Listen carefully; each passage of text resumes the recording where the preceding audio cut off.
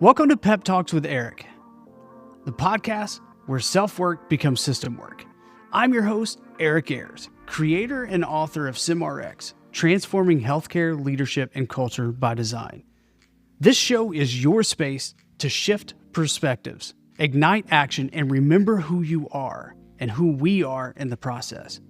Every week, we spark transformation, from burnout to breakthrough, from surviving to designing. You'll hear real stories, real tools, and real humans doing real work. So let's shift, let's build, and let's spark what's next together. I'll see you inside. Guys, welcome back to another episode of Pep Talks with Eric. I'm your host, Eric Ayers, and I'm joined today with, this is just amazing. We're going to dive right into it. This is Dr. Elia, and I met him not too long ago.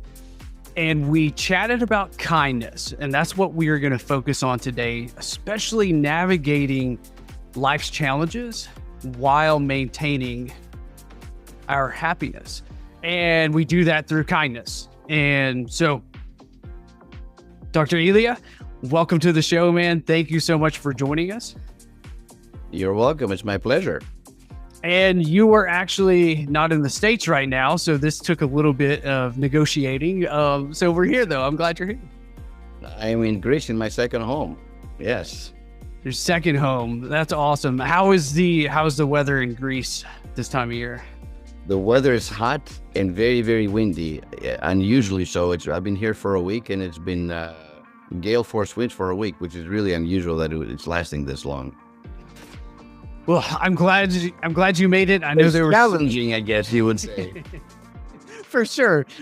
And you had, some challenges traveling. Your bags didn't want to hang out on the same plane as you were on, but you got there and everything is beginning to settle, correct? Well, they made it to Germany, and then there was some delay, but they eventually made it here, so it's all good. Good. And that's how life is, though, not everything works out. But right. It does in the end, that's the thing. Yes, it does. So we tend to see life in the happening now with this difficulty in seeing what is this going to play out into. So very good point. And, I talk about perspective, it's like when things happen in life, can you pull, the camera lenses back and start seeing the bigger perspective? And the quicker you can do that, the better off you'll be. If you get stuck in the details, the setbacks, and not get to see that big perspective, you're going to suffer more. If you get the bigger perspective, you know that these too shall pass, like every storm passes, right? No right. Storm has ever lasted indefinitely in life, whether it's a real storm or a man-made storm or a natural storm or, a life storm. So they all pass. Sometimes they take longer than we wish, but eventually they do pass. And I hope your listeners can just remember that. I love that. I appreciate that. And that is a shared value that you and I have is perspectives. And I'm learning not everybody has the ability to see the other side of the coin. So I'm interested, I know a little bit, I would like for you to share with the guests, how did you come about, how did you create this idea of perspective shifts, in your professional journey? Let's start there. I think that was innate, honestly. It's not something that I learned through school. It's not something that I learned. I've always had that. As far back as I can remember as a kid, when something happened, I was always able to put, and, my wife, we've been together for 35 years. And, she says, you've always had that perspective in life, no matter what happens. Is like, the question is, not only to have that perspective, but how quickly can you get to it? Because if it takes a while to get to it, you're going to suffer. Ooh. Especially when you're facing those challenges. And if you can get to it, even when you're going through it, you know that this is going to end. And the bigger question is, man, I'm in the trenches right now of life, right. Let's say that. What am I supposed to learn? I think that helps you to move along. Otherwise, you're stuck. And you're stuck until the challenge passes. And that challenge sometimes takes hours, days, weeks, months. And for some people, it's years or a lifetime, right? And if Right. you don't learn the lessons, then life will be challenging for sure. Because no life is perfect. I'm in Greece. This should be paradise, right? But it hasn't been what I had expected. It's been extremely hot and extremely windy, and it's not the most pleasant conditions to be on vacation. But inevitably, I'm sure the winds will die down, and inevitably the temperature will go down, and it has to, right? It's going to Okay. happen. Yeah. So, and I think when we do that, it gives us hope. Man, this isn't going to last forever. Right. And when that happens, it's like, okay, well, I can fortify and charge my batteries while I'm going through it. And then the other thing, of course, is, okay, well, I don't control the wind. And this is symbolic, really. It's not even about the actual wind. And I certainly don't control the weather. I don't control the heat. What do I control? And what I do control is my perspective. What I do control is my attitude, right? It's what happens in here. That's something that I do have some control over. Because there are a lot of things in life we literally don't have any control over. And I know that's kind of scary with you. People like, oh, I want to be in control of everything. I want to, I want to stay in my comfort zone. But that's not where real life happens. It happens outside our comfort zone. And that's where the growth happens as well. Absolutely. Absolutely. I want to highlight something huge that you said. Changing your words a bit in the context of the way that I received this is the suffering that we sometimes live in was self-created because it was the perspective in which we choose to view the situation, the environment, or the happenings to us. So, and that is a huge understanding of, wait a minute, some of this suffering that I'm having, I can choose not to. I can choose to suffer in the heat in Greece, or I can choose to enjoy the fact that I'm in a new place. I get to recharge, as you said, and the heat's going to dissipate. The weather's going to become perfect to where when I'm recharged and ready, I'm actually going to enjoy it more. So, which side do we Yes. want to look at? Yeah. And I think some of that suffering then therefore becomes self-inflicted if I don't do those things. Yes. Right. Yes. So I certainly can't control things outside of myself, but I shouldn't add to it by my poor attitude. Correct. Right. So, I'm reminded of Joe Dispenza makes a joke and he's like, just because you have a thought doesn't mean it's true. Just because you think something doesn't mean you have to say, oh, this is what I believe, this is true. And same with our perspectives. Same with it's how we judge our thoughts and inputs of what judgment do we place on that, then creates this energy and motion or emotion on where we're going to go. So, like when life, provides challenges for us, how do we stay in this state of happiness that you discuss?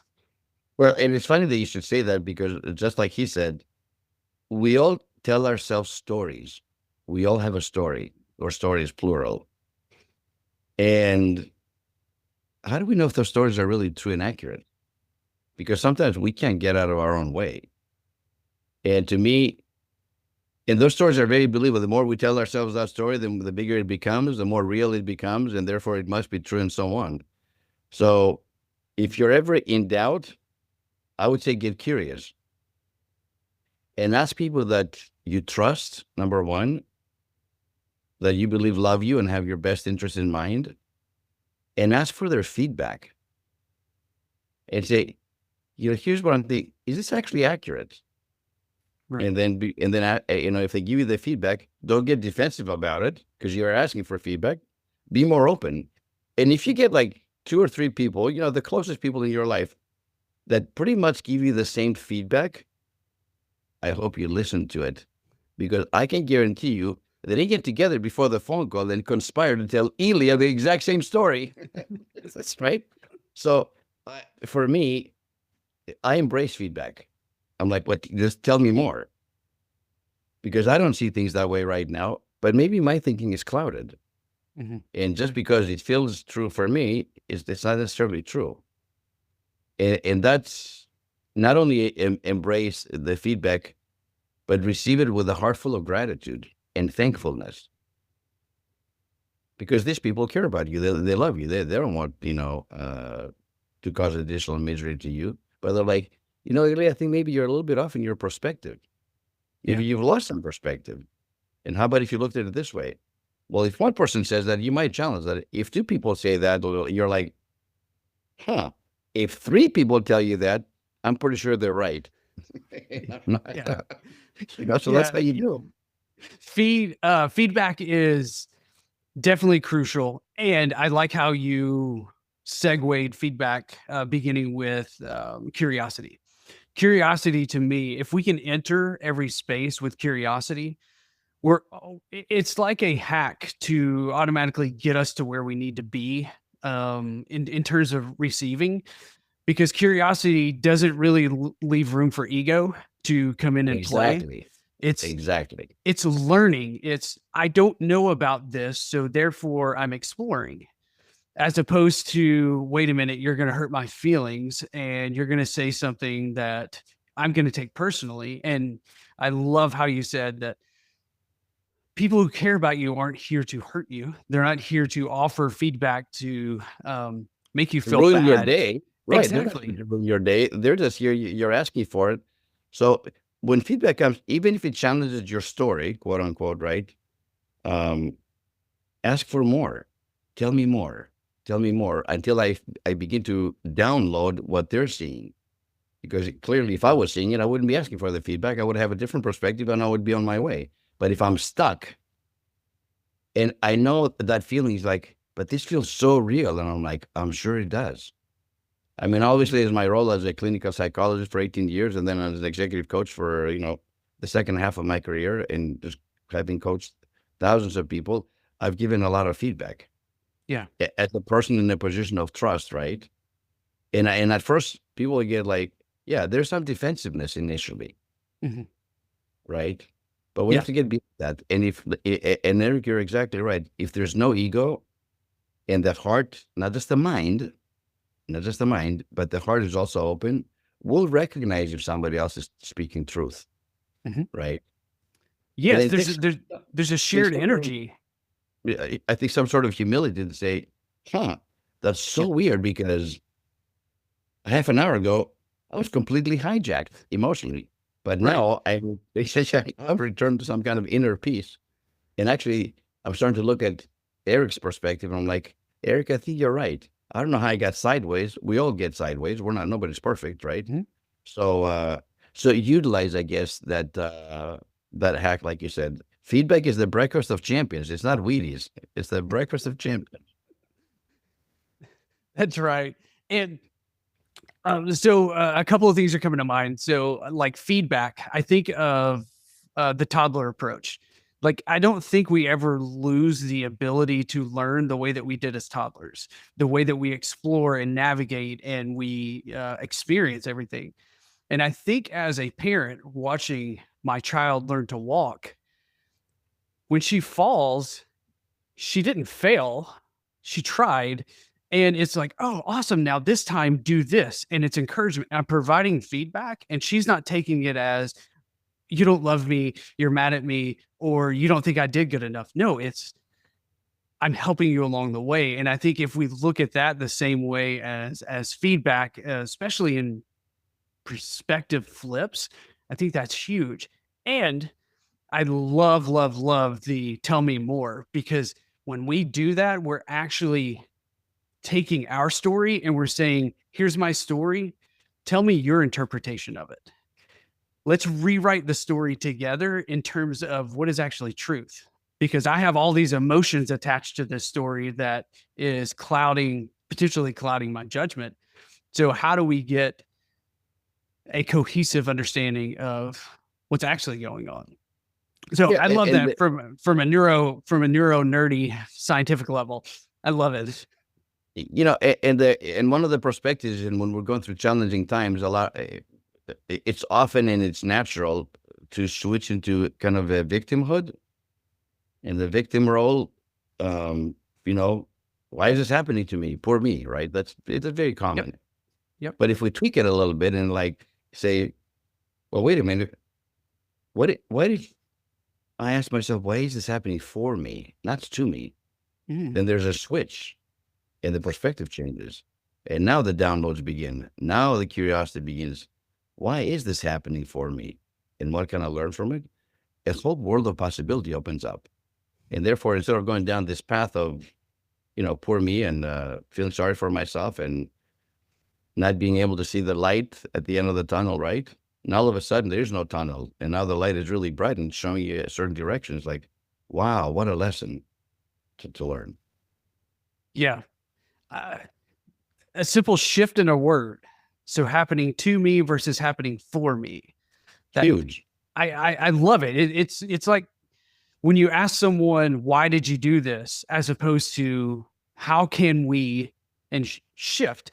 It's these subtle shifts that we recognize takes the energy and totally transmutes it into something that brings human connection together, that expands and enhances our ability to grow and move forward. And to me, the closer to that happiness that we seek, because victimizing, it's difficult to be happy when you're in a victimizing mentality. Extremely difficult. It's impossible, actually. Mm. I don't think you can be happy if you're in the victim mode. Not a chance. So victim mode equals no happiness. Clearly. And, the human brain is geared to answer whatever question is posed. So if that's the question you're asking, it's like, why is this happening to me? He'll give you a plethora of statements that's full of that. Why is this happening for me? Once again, it may take a little while, because if you're not used to asking that question, why is this happening for me? The computer in the brain is going through all kinds of data to figure out, and eventually you'll get to it. So you got to be a little bit patient. Yeah. If you're used to playing the victim role and ask, why is this happening to me? You're going to get those answers so quickly, which are going to validate the story you're telling yourself. And then that story is going to grow. So, the human brain is fascinating. Whatever questions you pose, you're going to get an answer. You'll see. So be careful how you ask the question then. Right. And that was an interesting way that you put it, in terms of, if you get the answers really quick, that means that the habitual patterns that your mind is thinking of, that's it. So it validates it. And if you're curious, have I been living in this? Ask yourself the question and see how quickly it takes you to get the answer. So that was brilliant. Yeah, because if it is, you're just basically going the same neural pathways you've gone down for years, decades, or most of your life. When you're creating a new neural pathway, well, that doesn't happen overnight. It takes a little while. Mm-hmm. And that's why I would say the feedback, not just one person, 2 or 3 people, at some point, it's like you begin to think differently. You begin to look at things differently. And the world of possibility opens up. Now, if you do that long enough, guess what? Next time something happens to you, you're never going to think, why is this happening to me? You're going to go immediately, why is this happening for me? And you're going to get that answer quickly. But it's like a muscle that needs a little bit of training. That doesn't happen overnight. And again, we have to be patient with ourselves. I think that's really important, and not get so frustrated so quickly. Yes. Yeah. It's like writing new code for a new software program. It's a little bit at a time, and you can see, and that doesn't mean that you're failing, because you can't do it like that. But your body has been surviving in this modality for so long that it knows it's going to keep you safe because you're alive. That's its proof. So shifting is like, I don't know if I want to go that route. So there's going to be some pushback physically, but it will take some time. So that persistence, that patience, and forgiveness is what I have experienced. Yeah. And Eric, I think this is where kindness comes in. And I'm talking about kindness to oneself. Being patient with ourselves is kind. Self-forgiveness, I think I've shared this with you before, is the ultimate act of self-compassion. There's nothing more compassionate than to forgive ourselves for, the quote unquote mistakes we make, or the human frailties or weaknesses or setbacks and so on, and challenges, especially if we perceive them as being self-inflicted. Mm-hmm. Because sometimes they are self-inflicted. Nobody's perfect. But even when that happens, how quickly are we to forgive ourselves?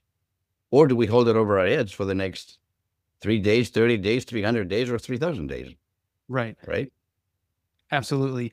And if I understand this correctly, that self-forgiveness, especially the refractory period, as we work to decrease the refractory period because we're going to mess up, how quickly can we forgive ourselves to then move forward in the energy of our true self? When we're in that state, we have the ability to reciprocate kindness onto others. So there's a direct link. But by the way, self-forgiveness is also directly linked to our ego. When we're really hard on ourselves, Yes. I think we're in ego mode, and that's the mindset. When we're kinder to ourselves, that's less of a mindset and more of a heart set, Yeah. and there is no ego because we recognize that, hey, we all make mistakes. And that's one of the, we all have our strengths and weaknesses. That is one of my strengths, and I've had that for many, many years, to the point where my wife says, how come you don't have, it doesn't seem like you have anything on your self-forgiveness list. And I'm like, I don't, legitimately so. And she goes, well, how do you do that? And I'm like, well, ultimately, I don't take myself too seriously. That's how I do it. And that it's a more playful approach to oneself, right? Versus like, and I speak as a recovering perfectionist. So if you were to ask me this 20 years ago, self-forgiveness was not that easy, not at all, because I was in perfectionism mode.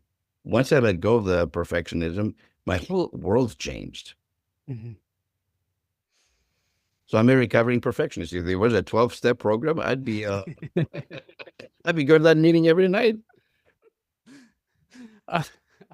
I love that. Yeah, because perfection is the thief of joy, right? Because I personally will never be perfect in the eyes of what I'm seeking to be perfect in. I'm already perfect. I'm already spiritually perfect in who I am. Now, the things I do are going to be, I'm going to mess up. I'm going to, as I'm learning, as I'm growing.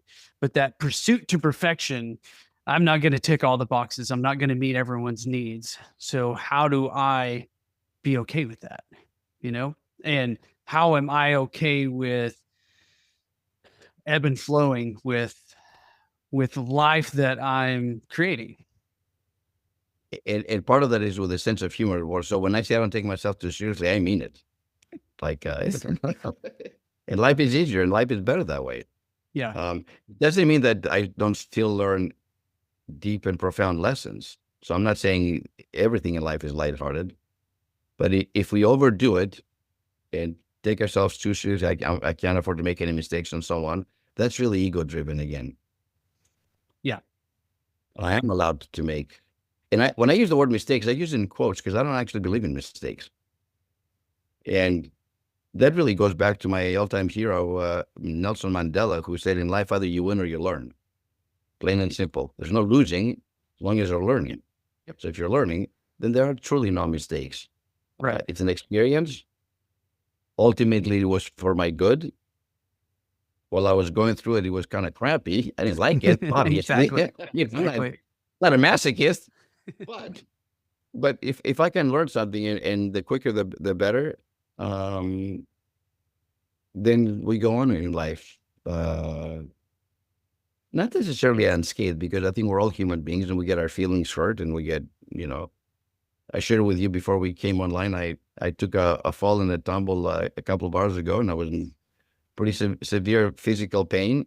And it was a so-called mistake that I made. But in the process, even talking to you right now, it's like, Elia, you got to let it go. Like you tripped, you fell, you bit the big one. It hurt. It still hurts a little bit, but in the end, it's not the end of the world. Yeah. It might hurt for a day or two, but at some point, your body is going to be back to normal, and you're going to be okay. Right. So this is pride and self-forgiveness as I'm speaking to you right now. I love it. Up until now, literally for the last couple of hours, I've been beating myself. I'm like, what are you, an idiot? You're carrying a load of laundry with flip-flops in wet stairs, and you took a tumble. What were you thinking? Well, okay. But at some point, I have to say, you know what? Okay, you did it. Hopefully you learned something for it. Make sure you don't go do that tomorrow or the day after that.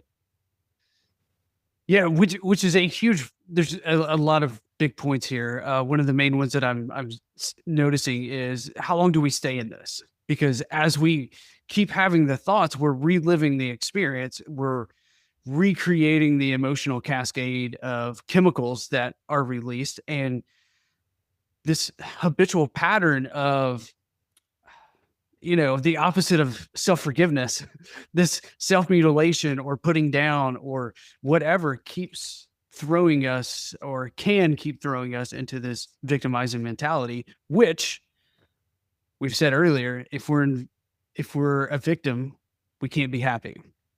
So recognizing, shifting, and understanding now, I would bet you money that the next time you have flip-flops on and you go to lift a laundry basket, you will have a memory of this and be like, nope, taking these flip-flops off. And No, right? Because I it's already, learned.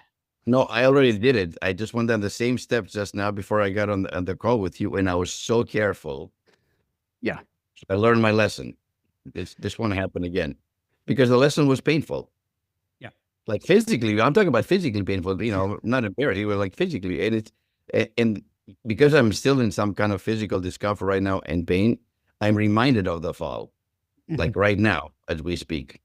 And I'm sure at some point, hopefully tonight, tomorrow, at some point, that physical pain is going to dissipate. It's not as bad as it was when it first happened. So it's kind of hard to get out of that loop when you're still in pain. And that pain, of course, could be emotional pain. It could be spiritual pain. In my case right now, it's physical pain. But it passes, right? It passes. And I got to keep that. Tomorrow, I'm going to feel better than I'm feeling right now. Maybe in 6 hours from now. Certainly a week from now, I wouldn't even remember this. I think the scars will have healed, and I'll be back to normal again. Yeah. Right. Right. So, I could spend like hours on this, on, ways to get out of this loop. And, do we shift our idea of calling it pain to, oh, I have a sensation here in my arm. I know a good Well, friend. that's interesting. Because it is my arm actually right now. I mean, it does hurt, but you're right. Yeah. It is a sensation. Yeah, that's actually, I hadn't thought about it in that way. I thought of this. A colleague and a friend of mine does cold plunges, and he hates them until he does them. And then he's like, okay, now I know I do these, but he refuses to use the C word, is what he calls it. So he doesn't call them cold plunges. He just says, I'm doing a 55-degree plunge. Whatever the temperature is, it's because our minds, as you said earlier, they tend to recognize our behaviors. And if we say cold, our body is already like, oh, we're prepping for this experience of being cold and all these things, instead of saying, no, this is going to be a plunge and we're going to do 60-degree water. Our mind doesn't really have the ability to prep us for 60-degree water because we haven't conditioned ourselves for that. So pain, cold, things like that, if we shift it, or how can we shift it to another term to where then we become curious about it and it's no longer leading us to this idea. You're just teaching me something live. You guys are watching this. So for the rest of the day, I'm going to go from I'm feeling this pain to no, it's just a body sensation. And I'm very curious to see if actually I feel better sooner as a result of that. But I'm going to test it out. I'm going to test your theory today as we speak. I'm curious as well. So keep me posted. That's awesome. And I was tomorrow and say, listen, in a normal, this would have lasted long. I'm feeling so much better. So yes, it is a body sensation. That's also true. Does it hurt? Yes, it hurts, but it's a body sensation. I'm going to try that and see how it goes. Yeah. Oh, that's awesome. Yeah, I was hesitant on even going down that rabbit hole. I'm glad I did. So it's perfect. And the smile on your face and the curiosity I can see makes me happy. And because it's not something that I would have thought on my own to call it that, to reframe it. Basically, what you did for me, you reframed it. Well, yes, you're in pain, but it's a body sensation, isn't it? And actually, I guess yes, it is. It is. So yeah, it hurts a little bit less right now. And I think that is the beauty of what we do for one another, is reframe things, help one another get out of potential patterns Like my wife is really good at this to say, Eric, what do you like? No, you're seeing it like this. What about this? Oh, yeah. Thank you for bringing me back into the world of possibility, which I remember the first time I was reintroduced and remembered the world of possibility was through learning design thinking and shifting questions into the how might we, as opposed to why don't we or why are we. And this shift, like you can feel it. You can feel going from tunnel vision into, wait a minute, like this world has been around me this whole time. And why haven't I seen it? And it's almost like you're a kid again and you're back to who we are. So I'm feeling that right now again. So thank you for allowing that. And it also reminds me the power of language, how powerful the words that we use, right? Mhm. Pain versus body sensation. It's a subtle shift, but it's significant enough to, and I kid you not, to your listeners, I'm feeling less quote unquote pain, but I'm feeling the body sensation, but it's not as painful. And I don't think my arm got better in the last 10 minutes. Yeah. From that perspective, but I'm looking at it differently. Right. Well, Right. that's fascinating. Yeah, we are incredible beings, and we either, to our point at the beginning, we either set ourselves up for success or we continue down these habitual patterns of self-destruction. And but we can choose at any moment. And I don't know, And honestly, I appreciate your feedback because you gave me some feedback. I don't know if you did that consciously or not. It's just the flow of the conversation, but it even shifted me in the middle of this podcast, which is kind of like I've never had this experience happen before. And I've done over 350 podcasts. I've never had something happen live like this, where it shifted something. But on the other hand, I had to be open to what you said. I could have Yes. been, no, Eric, you're being unsympathetic. I'm in a lot of pain, man. What's wrong with you? You're not Right. showing any empathy. Versus like, wait a minute, he's offering a different perspective. Yeah. Right? Yes. Yes. So thank you for that. Absolutely, my pleasure. And otherwise, it's just unsolicited advice. As people say, take it or leave it. But no, when we're willing to receive, there's nuggets that I get, every day. So I'm happy to be on this end, and yeah, I can feel my 5-year-old self being like, absolutely, You like nailed this. Yeah, you nailed it. Yeah, we just did a little ollie on a skateboard for the first time, and we crushed it. So yeah, and well, this wasn't even planned actually, but like, no. this kind of like, that's the beautiful thing, because we could have been inflexible and say, I want the podcast to go a certain way and I wouldn't talk about these things, but we allowed something to unfold naturally and beautifully, and look at the outcome. Yes. If this wasn't manufactured, Eric and I didn't get behind the scenes before this happened. Hey, let's talk about this. Let's go this way. As you can tell, it unfolded the way that it did. So one person being open to feedback, the other person, I trust you. You brought a feedback. You brought a different way for me to think about something that I had never, certainly in the last 2 hours of being in pain, I hadn't considered. And I actually feel better. It's the weirdest thing, you guys. Seriously. I don't know how to explain it, but I feel better.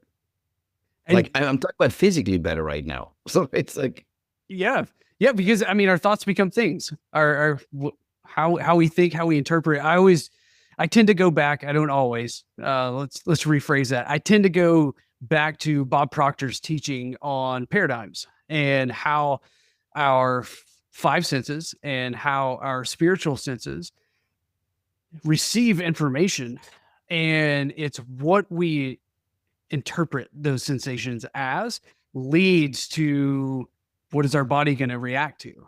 So, you can be going through your own horrible work day, and if you believe that, your body is going to physically create that environment for you. Or you can know it's awful, but you're like, oh, sweet, I'm looking forward to dinner with my wife. I'm doing all this, woo, and then listening to music, and that's what your body's reacting to. And so we can choose. So it's interesting to do this in real time and Very interesting. I've never had that happen to me before. It's the first. And I appreciate it. I appreciate you allowing me the opportunity to practice. This is me stepping into, my intuition and following with that. So I honestly, genuinely appreciate the openness and the willingness of, two curious individuals enhancing the world through conversation. So I appreciate that as well. And there's got to be some kind of, mutual trust with one another. Because I certainly wasn't planning on bringing this up at all. Like, Yeah. I'm not even sure why I brought it up, but I can see what happens when we're honest with ourselves and with others in a place of safety. Mhm. And obviously, if I didn't feel safe with you, I probably never would have brought it up. It's kind of embarrassing. It's kind of like, what happened. And Yeah. yet there's a great life lesson that just took place here. So thank you. Absolutely. Thanks for allowing that to unfold. We got a little bit of time left. I want to make sure the listeners are aware of the kindness project that you and our friend Randy McNeely are working on. So can you describe that a little bit? Yes, we are co-producing a documentary feature film called For Such a Time as This.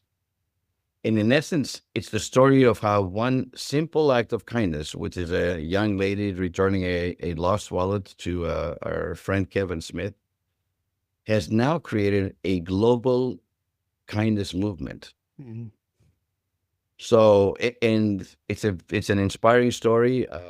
We're almost done filming, so we're in the editing phase, and I'm pretty sure in the next 30 days or so, the film will be done, and we'll begin submitting it to film festivals, and we're very excited about it. And the goal, obviously, is to inspire people and to recognize that no small act of kindness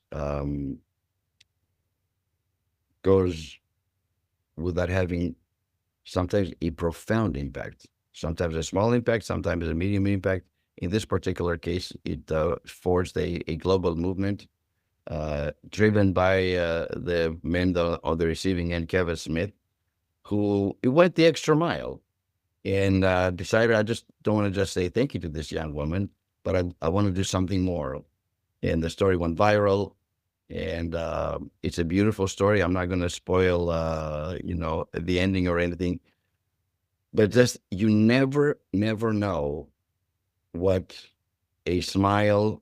A lot of times people think that performing acts of kindness has to be something dramatic and grand.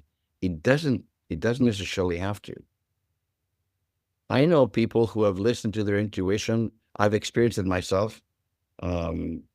And picked up the phone and called somebody, and I kid you not, just in the nick of time. I've had that happen to me once with a former client who was this close to taking her for her physical life because she was truly at the end of her rope. And her name came to my mind once. I kind of dismissed it. It came back a second time. You need to call this person. Dismissed it again, and it came back a third time. And at the time, my role as a clinical psychologist, this was one of my patients. He was against protocol or even professionalism for me to pick up the phone and call a patient late at night out of the blue. This was between our weekly appointments. And when I called, I could hear a sound. What to me felt like she was like M&Ms or something in a bowl or a glass or whatever. I didn't. And she was surprised, obviously, that I called her at home because I had never called this patient before. Usually, they would call me and Dr. Gourgouris calls back. That's how it happens, right? Right. So she was surprised that I called her. Anyway, we talked for a little bit. I could tell she was upset. I could tell she was crying and so on. And, we ended the conversation. And she came in her regular appointment and we talked. And she didn't tell me that first week. The second week she came by, because we would meet every week. She said, I need to tell you something. I'm like, okay. She goes, remember when you called me a couple of weeks ago, late in the evening? And at first I'm like, I got a little defensive. I'm like, I do. And I'm really sorry. I don't even know why I called you. I started getting apologetic because it was against. She goes, no. Listen to this. And she said, "Do you know what I was doing?" I said, "No, I have no idea." She goes, "Well, I was pouring in a bowl like 40 to 45 pain pills, and I was about to take them and end my life. And then you called. And as a result of this conversation, I'm still alive." Now, that is one of the most, that's a story, you can't even make this up. It was so powerful. And it taught me something very profound. And this lady's still alive now. This was 20 years ago, okay? Is like when you get those promptings, if you're a spiritual person, you can say it's the Spirit, the Holy Ghost, whatever, or your intuition, your higher self. Please listen to it and then act upon it. The truth of the matter is that I didn't act upon it immediately.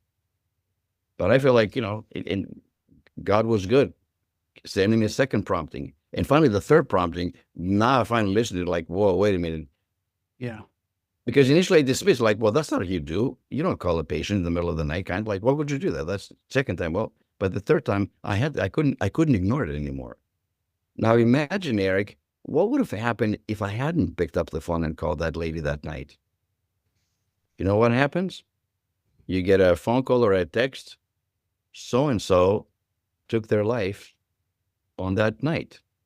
And then you kind of go, oh no, I could have prevented that.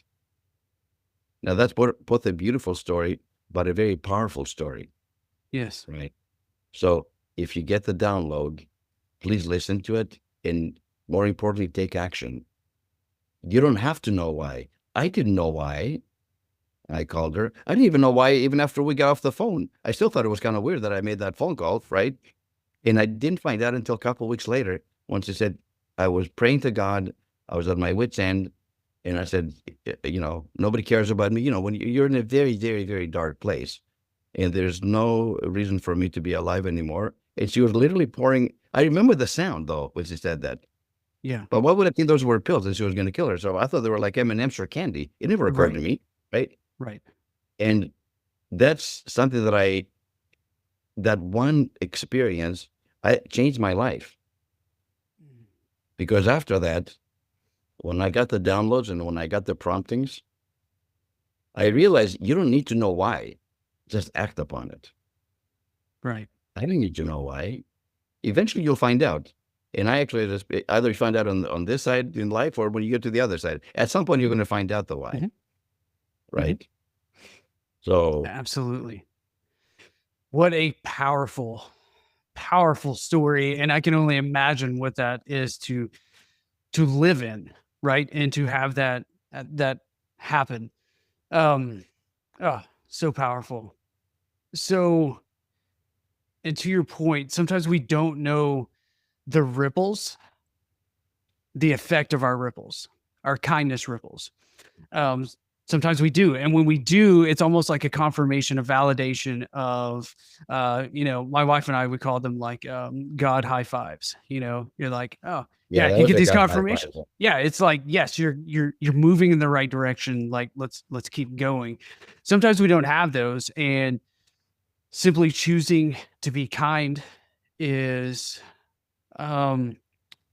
something we should just do.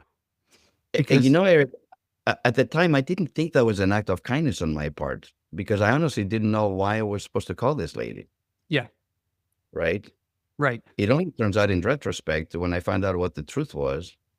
And of course, I was stunned. Like I've shared the story now, but the first couple of times when I shared that story, I couldn't get through the story.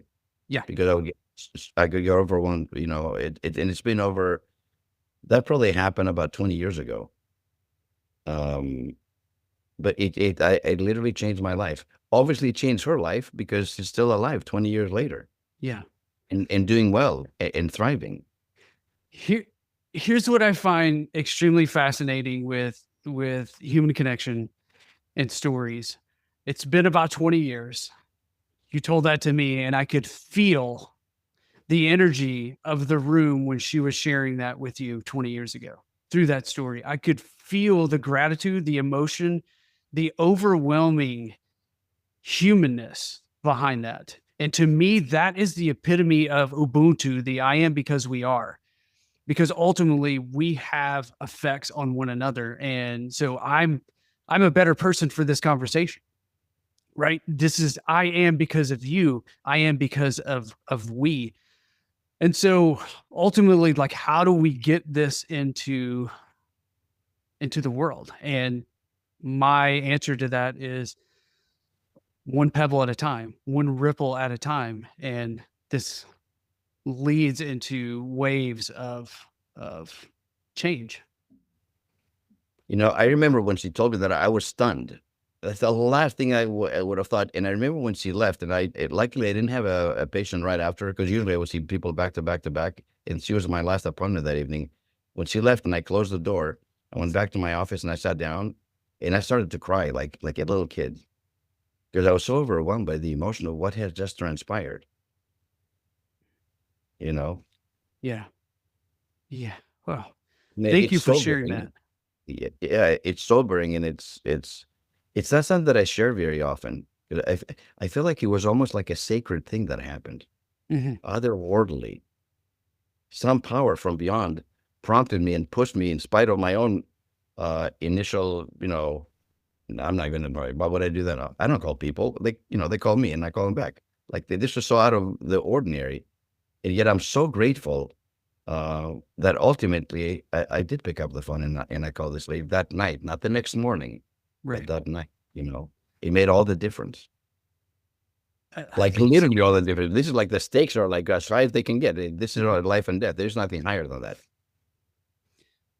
When we get outside of the constraints, it's interesting when we allow ourselves to be flow. So curious mindset. We don't know why we're calling. You don't know why you're calling in this. You just know I need to call. But outside of the constraints of these formalized policies and regulations of this is my job, this is what I do. I'm not supposed to do that. But staying in that, to me, disconnects the human centeredness, the human service aspect of it. So love that intuition. Intuition has served us well on this call, on this chat. In So multiple ways. In multiple ways. absolutely, absolutely. So, thank you so much for the vulnerability of both receiving and sharing. This has been an absolute pleasure, and I'm excited for maybe in the future, you and Randy coming on after the documentary is out, and to speak about it, and then see the amazing energies of the two of you bouncing back and forth. I think that would be No, awesome. we would love to do it. And literally, I think we have one more day of filming in a couple of weeks, and then finalize the editing and all the other stuff that you got to do in post-production. But we're very, very close to finishing this film.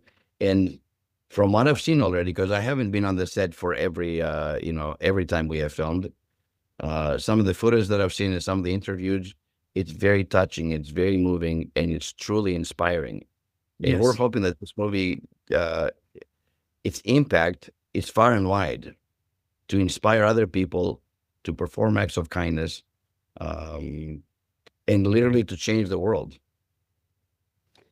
And I'm And convinced that we will do it, because I think the time is right in the world. yes. We live in a divided world. So anything that's positive, uplifting, loving, kind. Oftentimes we talk about random acts of kindness. I've actually kind of done away with that phrase. I don't believe that anymore. I think we need to be doing conscious, deliberate, and mindful acts of kindness. And when we do them, and we can all do them, and if we do them on a daily basis, this is a different world, guaranteed. And as a result, obviously, I'm a happiness expert. It's a much happier world, because with kindness, everybody wins. Mhm. Everybody wins. The Mhm. giver, the receiver, you know, Yeah. even No, with no this one's thing, left out. No one's left out. nobody's left out. That's right. And I think kindness and happiness are interconnected. I don't think you can have one without the other. So there you have it, my I friend. I Such a agree. pleasure. Yeah. Likewise. Where can people find you? LinkedIn, Facebook, Instagram. My website is dreliagourgouris.com or the doctorofhappiness.com. I have a new website. So either one of those. And I would love your feedback from this podcast, and I would love to answer any questions you might have. Eric, you're a masterful interviewer, because we went this podcast went in such a different way that I had thought about, and we share something that have never been shared before. Like I've said, I've done over 350 podcasts. What happened here today has never happened before, and I give you credit for that.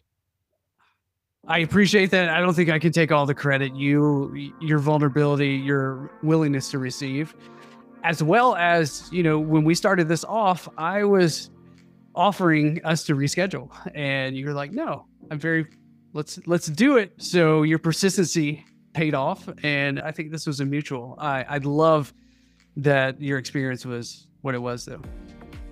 Hey, for a brief second, I thought, maybe you're in a lot of pain right now. Maybe you should reschedule. I'm like, no, I'm here. He scheduled the time, and I'm scared. Let's just go ahead and do it. Little did we both know how it was going to turn out. Yes. So once again, trust.